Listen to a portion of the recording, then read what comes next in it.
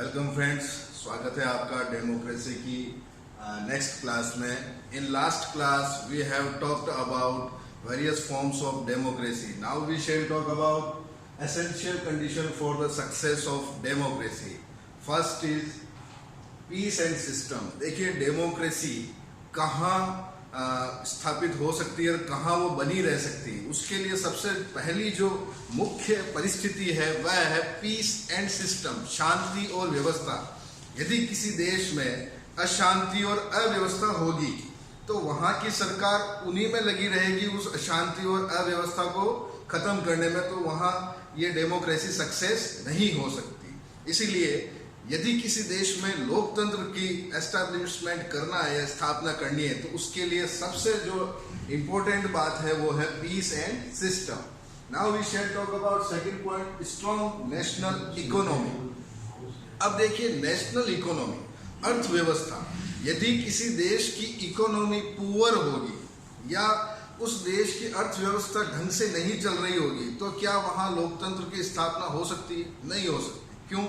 क्योंकि उनके पास अपने संसाधन ही नहीं होंगे। उसके कारण पब्लिक के अंदर एक रॉन्ग मैसेज जाएगा और पब्लिक अपने जो लोकतंत्र वाले जो राइट्स है उसे समझ नहीं पाएगी। इसलिए हर देश की अगर स्ट्रॉन्ग नेशनल इकोनॉमी होगी तो वहीं लोकतंत्र सफल या सक्सेस हो सकता है।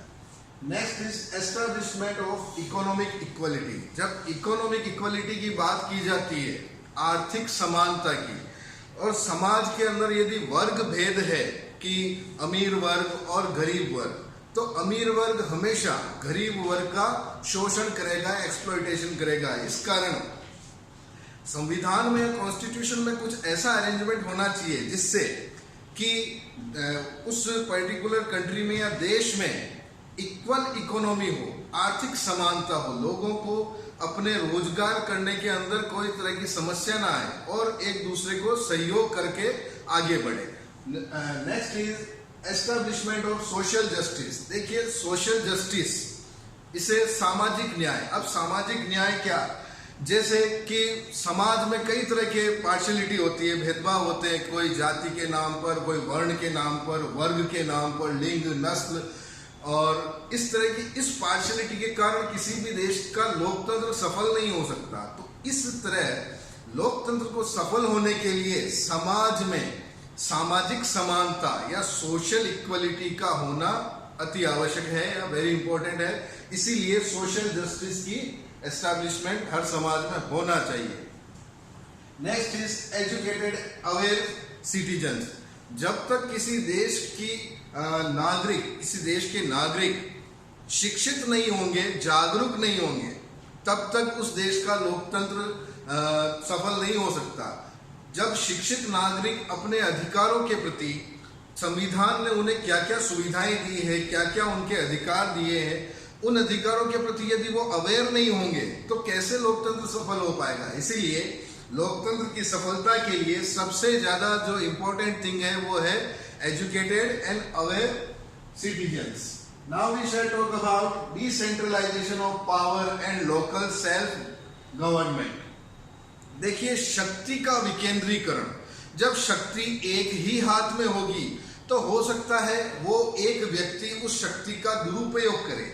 इसके लिए अति आवश्यक है या ये बहुत जरूरी है कि उस शक्ति को बांट दिया जाए, सरकार के विभिन्न अंगों में बांट दिया जाए। जैसे कि एक होती है केंद्रीय शक्ति, उसके बाद स्टेट लेवल पर जो पावर होती है, उसके बाद जो लोकल सेल्फ गवर्नमेंट, जिसे हम स्थानीय स्वशासन कहते हैं, जो नगर पालिकाएं और ग्रामीण क्षेत्रों में बटी होती है, जैसे पंचायत और gram sabha etcetera. Now we shall talk about freedom to the citizens. कि फ्रीडम टू द सिटीजन्स, कि नागरिक को हर तरह की स्वतंत्रता प्राप्त होनी चाहिए। उसे अपने जीवन यापन के लिए, अपने जीवन को जीने के लिए उसे किसी तरह की बाउंडेशन को फॉलो ना करना पड़े। इसलिए हर देश के अंदर सिटीजन्स को कुछ स्वतंत्रताएं प्राप्त होनी चाहिए, जैसे कि किसी देश में घूमने फिरने की, रोजगार करने की, अपनी पसंद की वेशभूषा, अपना खान पान, सभी तरह की इन वस्तुओं को के लिए उनके लिए फ्रीडम होनी चाहिए, स्वतंत्रता होनी चाहिए। Now we shall talk about written constitution and democratic traditions. अब देखिए रिटन कॉन्स्टिट्यूशन, जब तक किसी देश का संविधान लिपिबद्ध नहीं होगा या लिखा हुआ नहीं होगा तब तक उस देश का संविधान सफल नहीं हो सकता।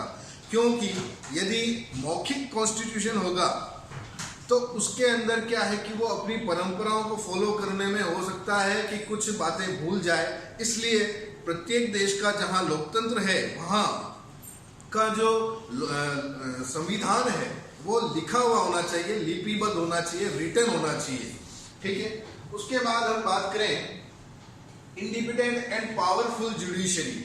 देखिए जुडिशरी न्याय व्यवस्था, इंडिपेंडेंट एंड पावरफुल जुडिशरी न्याय व्यवस्था, जब तक न्यायपालिका स्वतंत्र, इंडिपेंडेंट और निष्पक्ष, इम्पार्शियल नहीं होगी तब तक वह न्यायपालिका न्याय नहीं कर पाएगी। इसीलिए लोकतंत्र की सक्सेस के लिए या सफलता के लिए वहां का जो जुडिशरी सिस्टम है वह स्वतंत्र और निष्पक्ष होना चाहिए, ताकि जो समाज का सबसे पिछड़ा हुआ जो वर्ग है या सबसे पिछड़ा हुआ व्यक्ति जो है उसको भी अगर न्याय की आवश्यकता हो तो आसानी से और सस्ता और सुलभ न्याय उसको प्राप्त हो सके, मिल सके। इसलिए जुडिशरी का इम्पार्शियल होना और इंडिपेंडेंट होना बहुत जरूरी है। अब देखिए next is capable and impartial judiciary.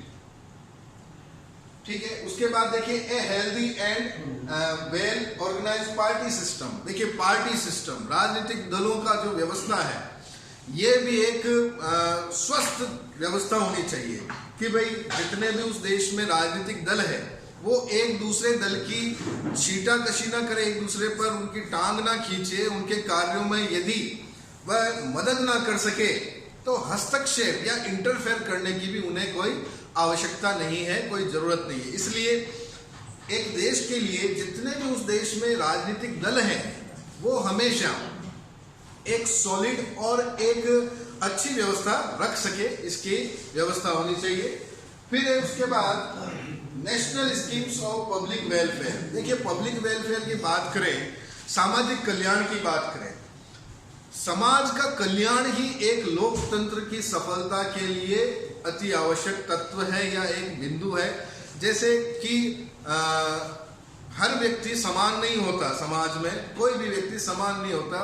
प्रकृति ने, नेचर ने सबको अलग अलग वैरायटी से या सबको अलग अलग अपनी अलग आइडेंटिफिकेशन दी है। तो उस हिसाब से सरकार को ये चाहिए, वहां की सरकार को, कि हर व्यक्ति तक उनकी योजनाओं का लाभ पहुंचे, उनकी नीतियों का, उनकी प्लानिंग का पूरा एडवांटेज हर एक व्यक्ति को मिले जो समाज में सबसे लोअर कैटेगरी में भी है उसे।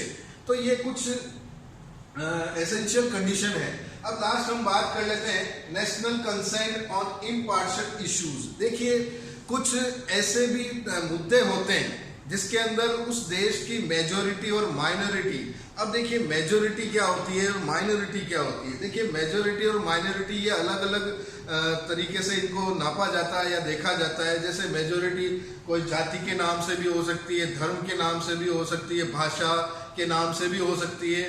तो इन मेजोरिटी के लिए और इन माइनॉरिटी के अंदर पूरा बैलेंस बना रहे तो सरकार की कुछ ऐसे मुद्दे होने चाहिए, इनके तत्व होने चाहिए जो इनमें बैलेंस बना सके, इनमें किसी भी तरह का कोई पार्शलिटी ना हो सके।